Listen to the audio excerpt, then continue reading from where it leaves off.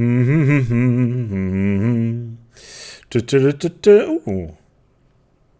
New Death Diary. Oh, that's hot. That's hot. With the announcement of ancient relics, it's time to delve a little bit deeper into what these relics actually are with Death Diary 148 relics, and most importantly, relic worlds. Yes, relic worlds are going to be a thing. So yeah, interesting. Apparently one of the elements of the expansion for ancient relics is going to be these relic worlds, which are worlds entirely covered in ruins. Think your bog of standard Ecumenopolis. It's just in ruin, kind of like Fen Habanus. We're going to talk a little bit about the first league shortly, because it does affect this particular feature. And basically what happens here is that the dig sites that you can discover in the galaxy are going to be more expansive on these relic worlds. And that basically means that we're going to see several chapters and deeper storylines, as well as new features, as well as new relics, obviously, as well as bonuses that we can find on these worlds. Apparently there's quite a lot of them, and the difficulty is exceptionally high. We're looking forward to, tear this part of the code apart to give you a good idea of what that is going to be like. Once that video goes up, obviously, spoilers will be had. Don't you worry too much about that. But yeah, Relic World can also be restored to an Ecumenopolis, but then it will lose its unique deposits and archaeological sites, that if there are any there. Now we got a couple of cool ones here. We got dense ruins that improve tech output, metal boneyards, which are also already available, I believe, on the Rattling worlds. I have never really done a video about the Rattlings, by the way, in case you're wondering. Sometimes you can find a bunch of tomb worlds in a system, and they got these weird piles of rubble on it, I guess would be a good description of it. And then all of a sudden, after a certain amount of time, Ketlings appear, which is very Pixar, let's put it that way. But yeah, you can restore these. And this also means that the homeworld of the First League, which is of course Fen Habanus, is going to be changed into a relic world. The developers have said, you know what, getting yourself a free Ecumenopolis if you roll the First League is slightly overpowered, and I 100% agree. Sure, you can refurbish the world itself. You get a bunch of alloy districts with it, or alloy forges, and then you spend 1,000 minerals and energy on each tile to just get more districts, and it's way too overpowered for that early in the game. So yeah, they're going to be turning that into a relic world. You can still turn it into an Ecumenopolis, you just need to jump for a couple more hoops. So yeah, that right there is pretty cool. And as the developers said on the stream, they're going to be refreshing the precursor content from the base game. There's probably not going to be in this particular patch and update. That will be something for the roadmap for the future, but it's definitely there. It's going to happen sooner or later, so that's at least exciting. And considering it's part of vanilla, that will be free. So good times. Now, let's talk about relics. Relics. Okay, so have you ever played Crusader Kings? In Crusader Kings 2, there is a system called the Treasury, where you can find, and I would say, a sword, or a scepter, or a crown that you can then park in your treasury. The relic system and minor artifact system in ancient relics is very similar to this, where you can grab your relics and put them in a location, and this can be varied for multiple things. There is apparently going to be about 20 relics available in ancient relics.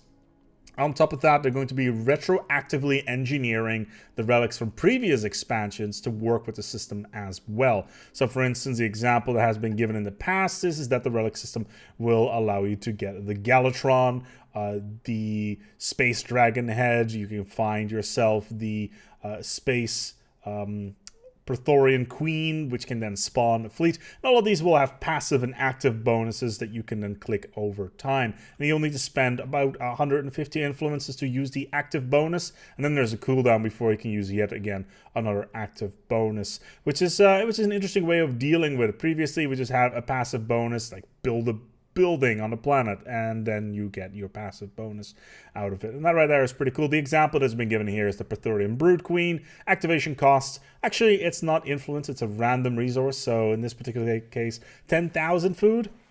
10,000 food will get you a small Praetorian fleet. So, a free fleet.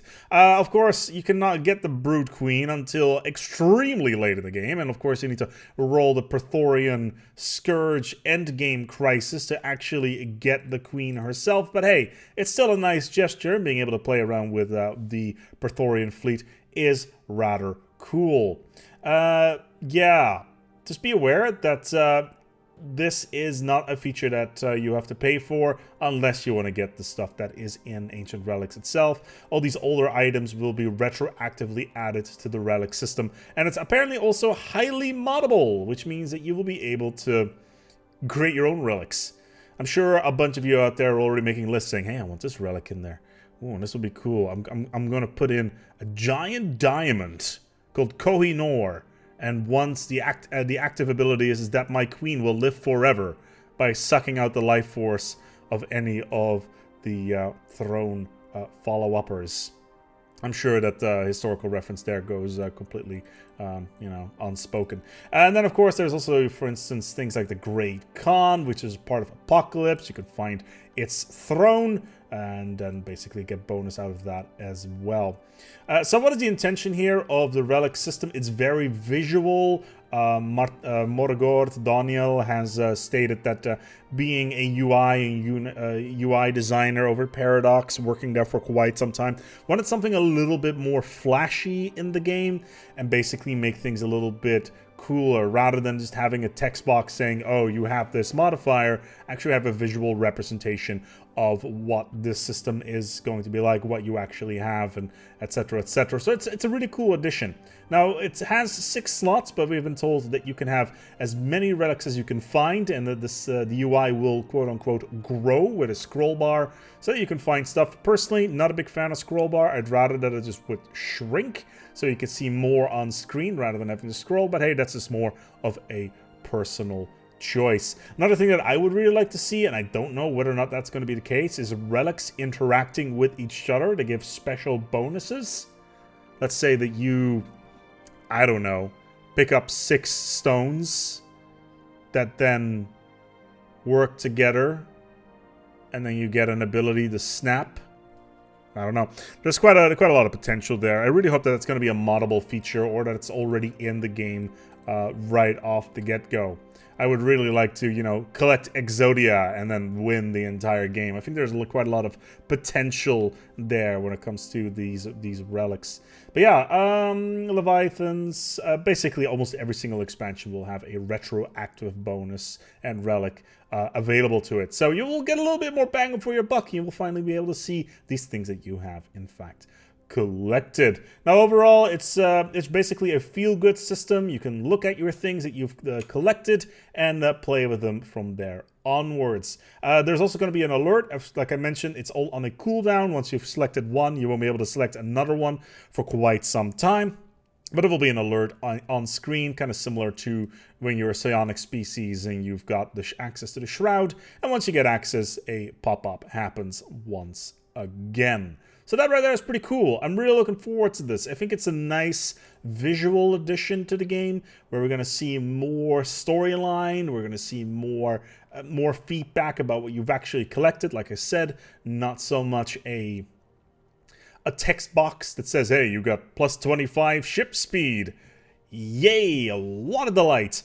But no, actually, you actually get something visual. Really cool indeed. And on top of that, the Stellaris Twitter decided to post one of the archaeology sites, which is apparently a planet covered in bones, with the ominous text, yeah, you can go here, go and dig. I'm sure nothing bad will happen. Thanks, Paradox Twitter. I'm sure that will definitely be the case, and I'm looking forward to dig all that stuff up as well. Next week, we're going to be talking, apparently, about technical stuff. I know a lot of you have been talking about optimization, 64-bit engine-related stuff, etc. So yeah, let's hope that we're going to see some improvements in performance. My PC is generally quite fine with things, but obviously it's a little bit more powerful than you know, the average bear. So let's hope that we're going to see some technical improvements and get some of the tech debt out of the way as well. In the meantime, I'm going to wrap things up here. I got a game to completely break, and I have a video for that in the pipeline as well. It's about stations. Oh yeah. In the meantime, we're going to go wrap this up here. Until next time, take good care of yourselves, and as always, each other.